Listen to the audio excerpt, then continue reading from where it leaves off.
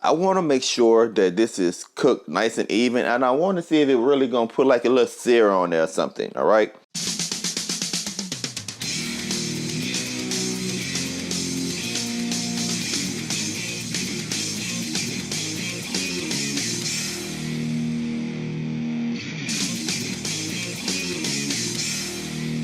Hey guys, welcome to the channel Cooking with Gadgets. On this channel, we show you how technology can make your life easier, especially in the kitchen. On today's episode, or I should say today's video, we want to talk about the Brava oven again. Yes, the Brava oven, if you don't know what it is an amazing piece of technology. It uses light to cook your proteins, and it can cook multiple dishes at one time. So today I decided to see if the Brava oven can handle homemade hamburgers. That's right, the big boy, ground meat for days. Go ahead and see exactly how it came out. All right, so here we have it. Now this is some fresh ground meat that I got from the slaughterhouse, and go ahead and open this up.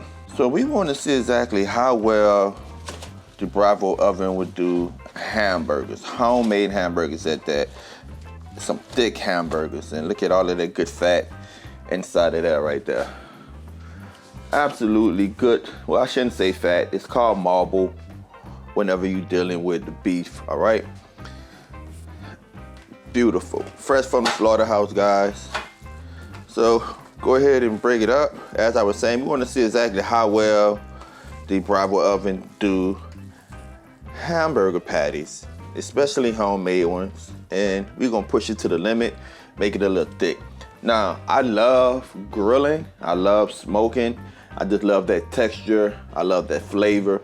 Of course, we're not going to get that smoke flavor from the Brava oven. So we're going to use a little substitute, right? Some liquid smoke up in here. As always, seasoned to taste.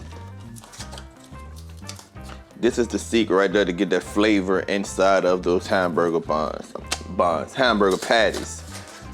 So basically what this is, it's just best choice onion mix. You can use Lipton. This is the generic kind, aka cheap. My wife really loved the Lipton. Me, it doesn't matter. Put that up in there, okay? Now we just want to work that in. Just really work that in, all right? And I'm telling you, this would take it to the next level, guys. Really get that in there. Okay. Now I'm gonna go ahead. I'm trying this out. This Weedat. Some local season. Get that up in there. Again, always seasoned to taste. Sprinkle a little bit more. That is their Creole. And I'm gonna use their garlic. I'm also gonna put a little bit on the outside of the patties. Okay, have that. Let's go ahead and make our patties. Really get off in there. So what I do is, I grab a fistful. I'm not gonna say I have big hands, but they're pretty good. And I just judge how big I want my burger to be. Usually take a little pinch off. Nice little ball. Don't really want to compact it, right? Because we want it to cook well. That's a nice sized burger. Now I do have a burger press if you really want some consistency, but we going old school, right? So I'm gonna take my thumb, I'm gonna put it right there. That's usually what I do whenever it's in the frying pan, just so it doesn't, it doesn't contract in a whole bunch. But I don't know what it's gonna do on the Brava. So again, fistful. Take a little pinch off.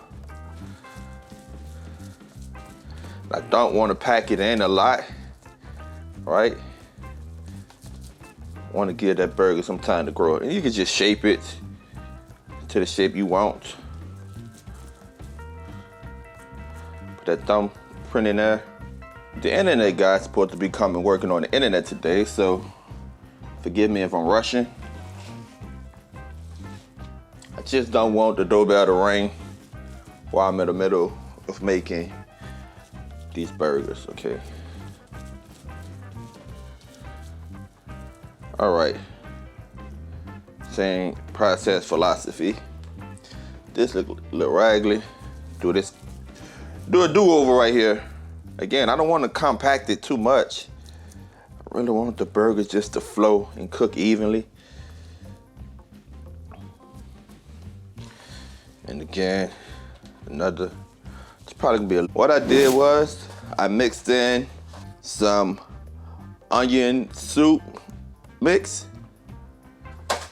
use some liquid smoke, some Weedat Creole seasoning, try that out, some local seasoning, and some Weedat garlic Parmesan seasoning. Fresh ground meat right from the slaughterhouse, guys. Just mixed that in, made the burgers by hand, put my thumbprint in there. You can make the burgers as big as you want to make them.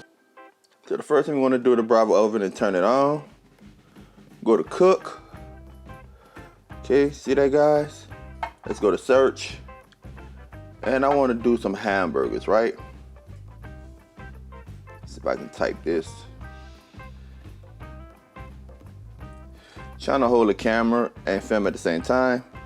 See right there, we can go to all types of different hamburgers, combination of hamburgers. We're just gonna go right here to hamburgers, fresh hamburgers. And we're gonna set how many burgers we want. We want 4 burgers, okay? Access the thickness, you can measure it with your probe. Remember, the probe on the Brava oven also serve as a measuring tool, a thickness tool. We already know that these burgers are thick. Slide. You want to personalize it. You want to cook it longer or shorter. All right, I'm gonna go to default. Keep it there.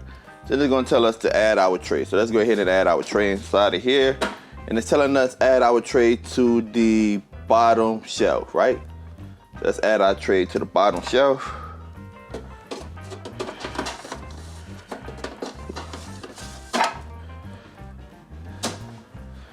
And the next process would be to review what we have. Green button, start. Saying it's there in the bottom. In 11 minutes, it should be done.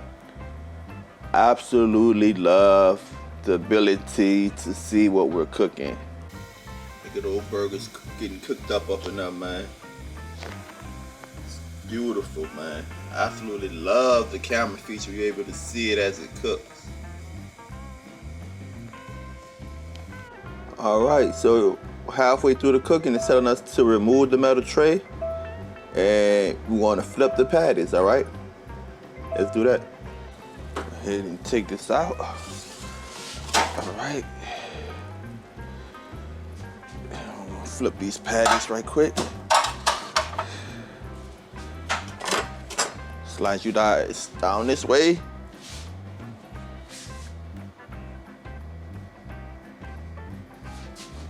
All right, so let's flip them. See, you got a nice little sear at the bottom right there. I'm impressed with that. Almost a replica of like a frying pan skillet, right? Not too shabby for light technology. Let's go ahead and put these things back in.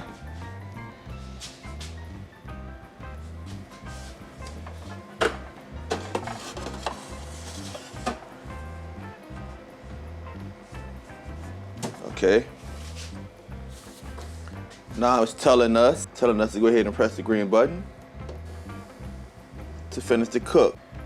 All right, so it's telling us that the beef hamburgers are done at 11 minutes and 37 seconds. And we can go ahead and we can touch it up. So I can look at the burgers if I want.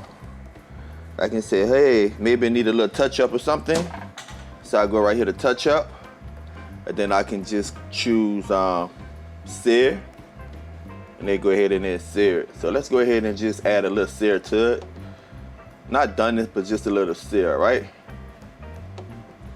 Hit sear. Top sear.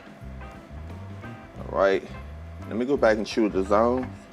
So all 3 zones. And get here. Review it. Press our green button.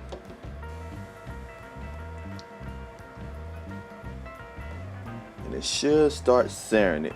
All right, so this is the completion of it.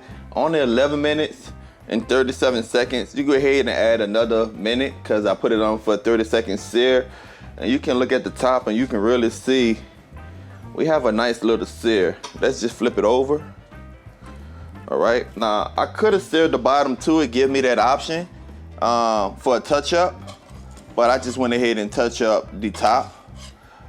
Let's face it, the top is what the people who eating it will see.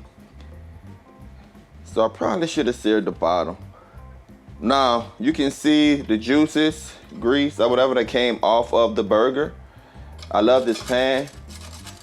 Look, it's not sticking at all. That season that we left on there. It's gonna be easy clean up. Don't want to scrape the finish. So there you have it. The next thing we have to do is just look inside of the burger. Let's go ahead and cut inside of here. See if it's cooked all the way through to your likeness. There's a little pink in the inside. It's a little pink in the inside on this particular burger right here. So I probably should have did another touch up. Now, I use the default setting. So I would say another minute, it'll be cooked all the way through. But this is the learning process using this new technology, the light technology. And so what I'm gonna do is select that as my favorite, but I'm going to change it to default, add about another minute or so, higher temp or whatever, and then save it again. Cause I don't know, beef, you can eat beef a little undone, but I think I like my burgers well done. My steaks, I like them rare or medium rare, but my burgers, I like them well done. All right, guys, so there you have it. All right, welcome back. So some of the features of the Brava oven includes the ability to connect directly to their library of recipes. This means that you can cook at the correct temperature. However, in this case, I decided to step away from their recommended recipes and decided to make homemade hamburgers. And as you've seen, they give me some suggestions and I chose the thick burger. One of the mistakes that I made was that I went with the default. I should have erred on the side of caution and went ahead and bumped the temperature up.